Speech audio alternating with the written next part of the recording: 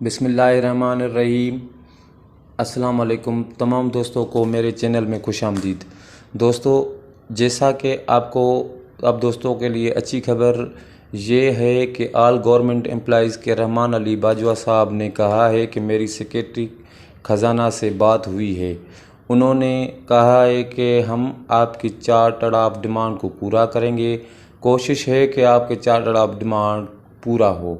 اب charter of demand میں کیا ہے، جس میں سب سے پہلا مطالبہ یہ ہے کہ ڈسپریٹی ڈیڈکشن الاؤنس جو ملازمین لے رہے ہیں، جو افسران بالا لے رہے ہیں، اس کی جگہ گریڈ 1 سے گریڈ 16 کے ملازمین کو ریموول الاؤنس دیا جائے، جبکہ آگے کے چیف کوآرڈینیٹر رحمان علی باجوہ صاحب کی وفاقی وزیر خزانہ اسحاق ڈار صاحب سے ملاقات ہوئی ہے اور وفاقی وزیر کی ہدایت پر سیکریٹری خزانہ نے آگے کے وفد سے ملاقات کی۔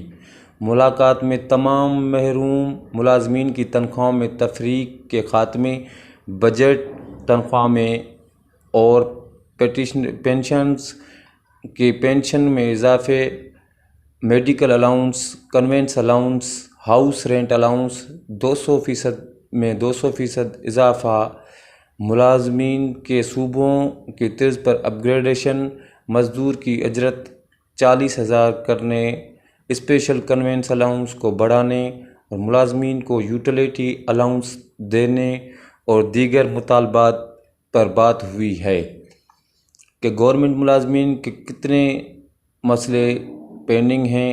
آپ برائے مہربانی ان پر نظر کریں، جس پر وفاقی وزیر خزانہ نے یہ یقین دہانی دلائی ہے کہ انشاءاللہ تعالی ہم آپ کی چارٹر آف ڈیمانڈ کو پورا کرنے کی کوشش کریں گے۔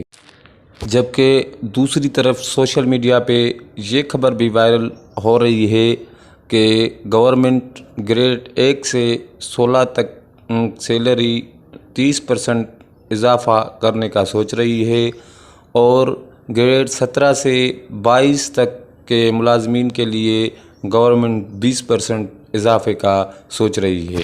دوستو، اب دیکھنا یہ ہے کہ گورنمنٹ ملازمین کے کتنے مسئلے گورنمنٹ حل کر رہی ہے۔